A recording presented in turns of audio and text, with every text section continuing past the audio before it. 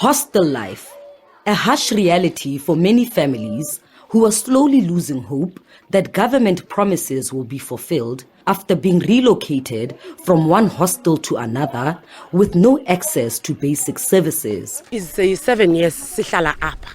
So We've lived here for 7 years and we've gotten used to it.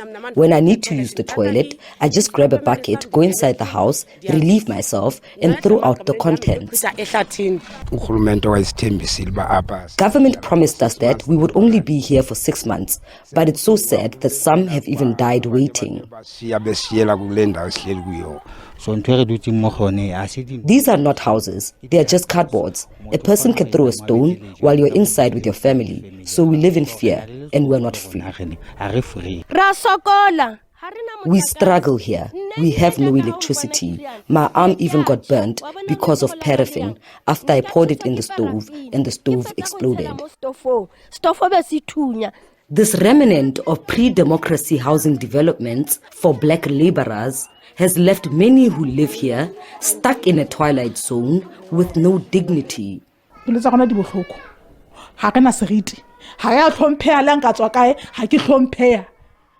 Our hearts are broken. We have no dignity. Our community doesn't respect us because of where we live. What hurts me the most is that my child has also been emotionally abused at school. A teacher told her that she behaves the way she does because she lives at a hostel. How will my child look at me as a parent who is not responsible because I failed to give her a better home?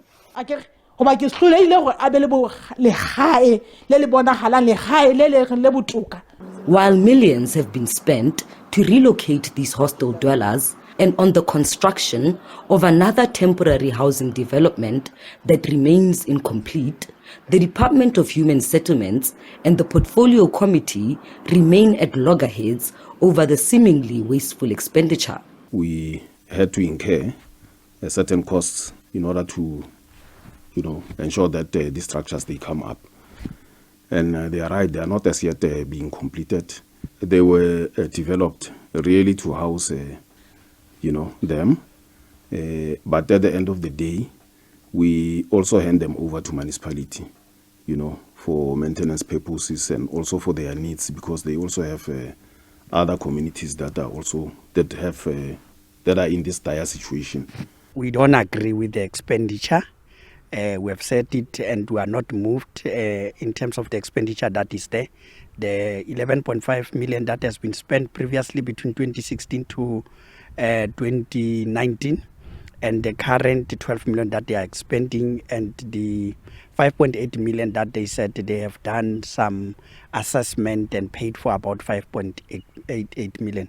While the department says strides have been made to assist the community, it has been lambasted for proceeding by trial and error at the expense of desperate communities. We started by trying to purchase some coral brick land, which was later found to be, 70% of it was dolomitic. And then the department decided to purchase a palmite fontaine for development purposes in order to also house the hostel dwellers. We are anticipating that before the end of the year, we'll have finished with these studies, your feasibility studies, then we can get to the next level. The president has given a directive back then in 2016. It's 2023 today, July.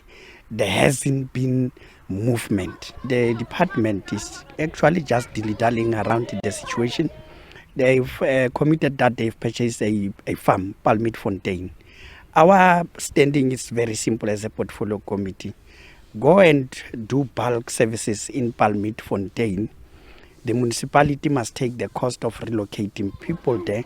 While plans are being put in place to relocate hostel dwellers, for now, they will have to make do with their current reality. Sintle Inglihihi, SABC News in Khuma near Clarksdorp.